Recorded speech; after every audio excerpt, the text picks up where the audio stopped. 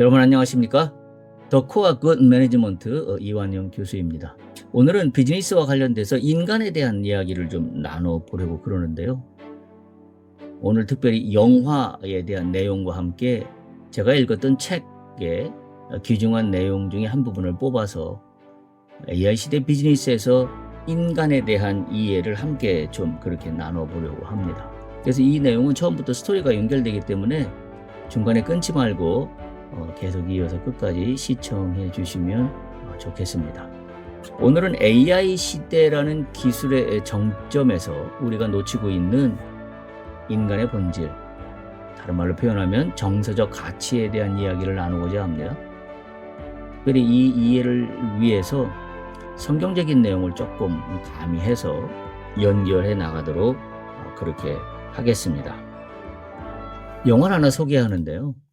센티멘탈 밸류라고 하는 영화입니다.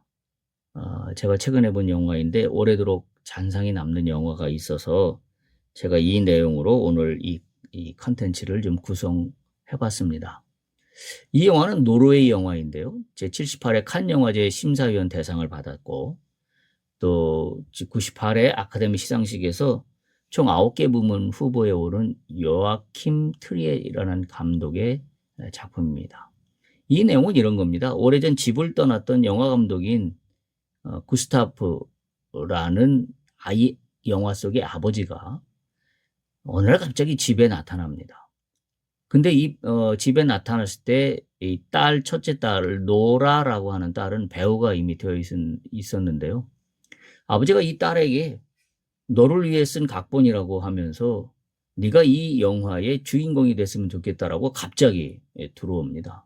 그러니까 노라 입장에서는 맥락이 끊어진 삶의 아버지와의 관계 속에서 갑자기 아버지가 나타나서 아버지가 그와 같은 제안을 하는 거죠.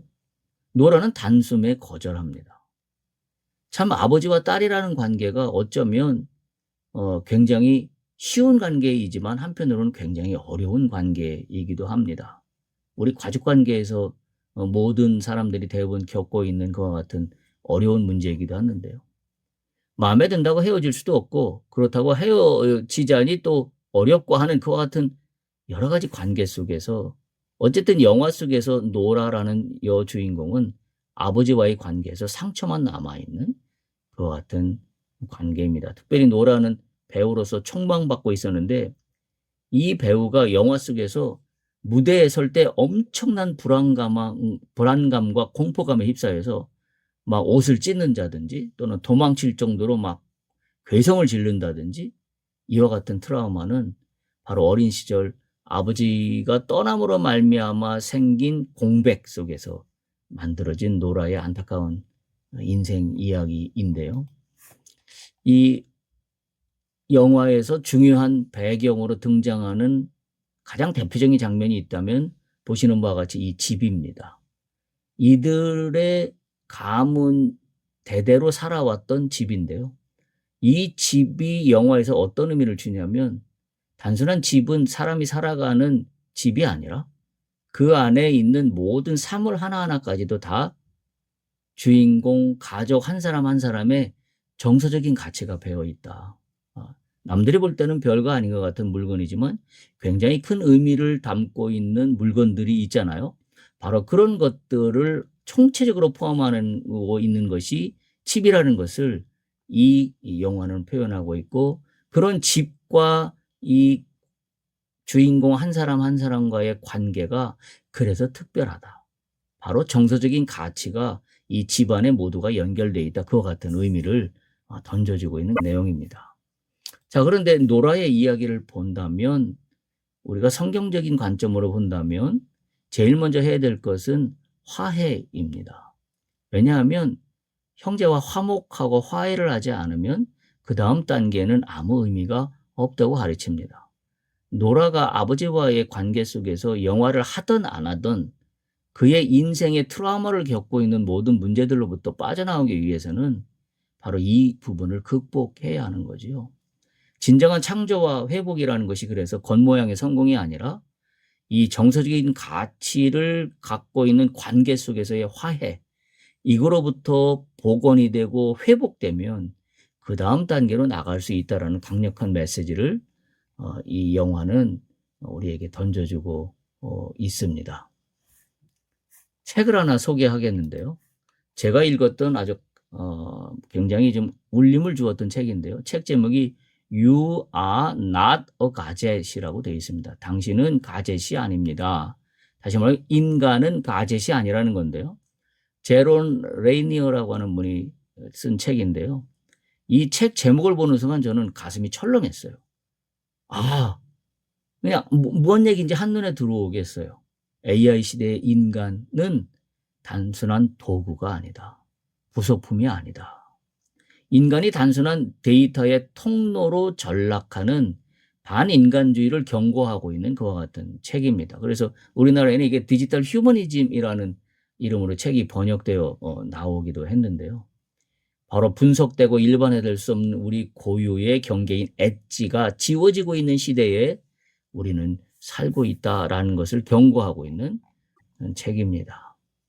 영화 센티멘탈 밸류에서도 그렇듯이 인간은 사람들과의 관계 속에서 그 관계가 형성이 되고 그 관계 속에서 인간다운 어떤 가치가 만들어지는데요. 그렇지 않다면 우리는 매우 심각한 위기에 처하게 됩니다. 바로 이 획일화에 대한 경고를 하고 있는 것이 디지털 마오주의라고 하는 것과 같은 개념인데 이건 뭐냐면 모든 정보가 획일화되어서 집단지성으로 뒤섞이는 현상입니다. 집단지성이라는 말이 오늘날 굉장히 대표적인 시대적 단어로 설명이 되고 있지만 사실 집단지성이라는 말 이면에 숨겨져 있는 의미는 집단 평준화입니다. 그 얘기는 다른 말로 표현하면 개인의 지성이 상실되는 거지요. 마치 성경에 보면 바벨탑 사건이 유명한 사건으로 나오는데요. 인간들이 무언가 자신이 어떤 지식이나 이런 것들이 갖춰지면서 언어가 또 갖춰지면서 나도 하나님같이 될 수 있다라고 하면서 하늘에 닿고자 탑을 쌓던 사건입니다. 바로 이와 같은 것들은 인간의 개인적인 정서가 보편적 어떤 평준화로 이루어질 수 없다라는 것을 경고하고 있다는 면에서 AI 시대 우리의 이 디지털 마오주의라는 것도 우리가 경계해야 될 그와 같은 부분입니다. 우리는 기억해야 합니다. 성경에서 인간은 하나님의 형상으로 창조됐다고 이야기할 정도입니다. 이 얘기는 무슨 얘기냐면 한 사람 한 사람은 굉장히 존귀하고 소중합니다. 절대로 평준화, 공통 분모로 소위 우리가 속된 말로 도매금으로 넘겨질 수 없는 것이 인간입니다. 더욱이 AI가 모든 것을 다 평준화시키고 모든 것들보다 뛰어난 결과를 가져오는 세상 속에서 인간은 분명히 부품화, 부속품으로 전락되고 있다는 것은 많은 학자들이 경고하고 있는 부분이기도 해요. 그래서 우리가 인간이라는 면을 다시 한번 생각해보는 것과 같은 의미가 굉장히 필요하다. 이런 말씀을 드릴 수 있겠습니다. 그렇다면 우리는 기술을 넘어서 인간의 정서적 가치를 회복하는 굿 매니지먼트를 어떻게 실현할 수 있을까? 그 내용을 지금부터 간단히 말씀드리는데요. 첫 번째, 나 자신을 사랑하고 존중하는 경험을 우리의 경영에, 우리의 비즈니스에 녹아내야 됩니다. 단순한 편리함을 넘어서는 비즈니스 설계가 필요해요. 단순히 공통적으로 이익을 극대화하는 비즈니스의 설계로부터 넘어서야 우리 기업만의 경쟁력이 됩니다.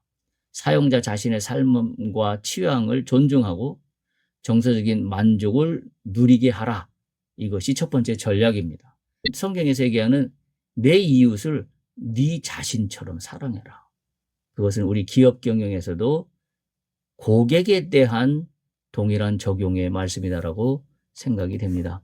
두 번째, 고객 개개인의 엣지를 지켜주는 경영이어야 합니다. 집단적인 알고리즘 속에서 개별성을 보장할 수 있어야 합니다. 성경에 보면 100마리 양이 있는데 99마리 양이 있고 한 마리를 잃어버렸을 때 그 잃어버린 한 마리를 찾기 위해서 목자는 온 산을 뒤져가며 한 마리를 찾아 헤맵니다.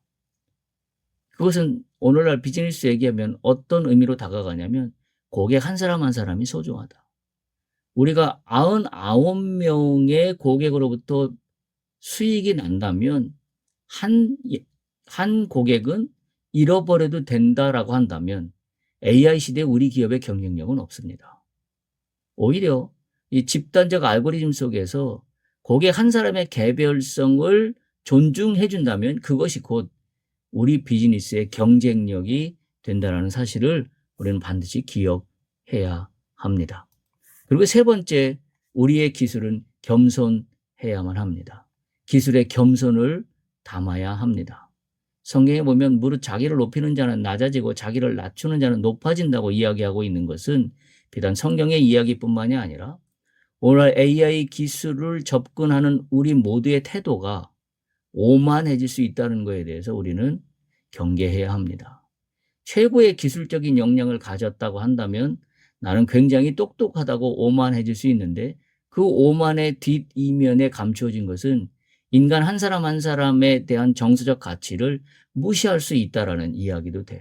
왜냐하면 AI가 그걸 무시해도 된다라고 결과를 내놓는다면 그걸 그대로 따라갈 수 있기 때문에 그 오만으로부터 우리는 벗어나야만 합니다. 수치화할 수 있는 게 전부가 아니라 수치화할 수 없는 것에 우리는 초점을 맞춰야 합니다. 마치 대량 생산 시대에는 제품의 표준화에 초점을 맞췄다면 이제는 한 사람 한 사람에게 맞추는 고객 개인 맞춤의 시대가 되었다는 점을 우리는 반드시 기억해야 합니다. 결론적으로 말씀드려서 디지털 인본주의를 우리는 실현해야 합니다. 영화에서 노라가 상처를 넘어서 다시 무대에 선 것처럼 우리 비즈니스도 효율과 효능만을 따져가는 기능 중심의 비즈니스가 아니라 인간 한 사람의 정서적 가치를 소중하게 여기는 생명의 가치를 회복해야만 합니다. 이것은 관계 회복을 통해서 삶에 대한 이해가 나오고 삶에 대한 이해를 통해서 진정한 가치가 발견된다는 영화의 교훈을 삼는다면 우리의 비즈니스도 고객과 우리 기업과의 관계의 회복, 그 관계는 고객 한 사람 한 사람을 존중하는 관계죠. 그걸 통해서 진정한 우리 비즈니스의 가치가 발견된다라고 이야기할 수 있습니다. 정서적인 가치를 만든 대표적인 비즈니스의 최근의 사례를 본다면 에어비앤비를 들 수 있는데요. 한마디로 이런 거죠. 그냥 이것은 숙박시설이 아니라 언제 어디서나 내 집처럼이라는 정서적 가치를 팔고 있다는 거죠. 그래서 낯선 곳에서도 개인의 엣지와 취향을 존중받는 정서적 경험을 고객들에게 제공함으로써 호텔이라는 굉장히 기능이 좋고 세련되고 멋진 정형화된 시스템보다도 오히려 개인의 정서적 가치에 초점을 맞춘 이 비즈니스는 우리에게 생각할 그와 같은 포인트를 제공해 주고 있습니다. AI 시대의 인간은 데이터로 환원될 수 없습니다. 우리의 내면의 센티멘털 밸류, 정서적 가치를 존중하는 경영이어야 합니다. 그때 우리 기업만의 경쟁력은 AI 시대의 기술로부터 뛰어넘는 최고의 경쟁력이 될 수 있을 겁니다. 감사합니다.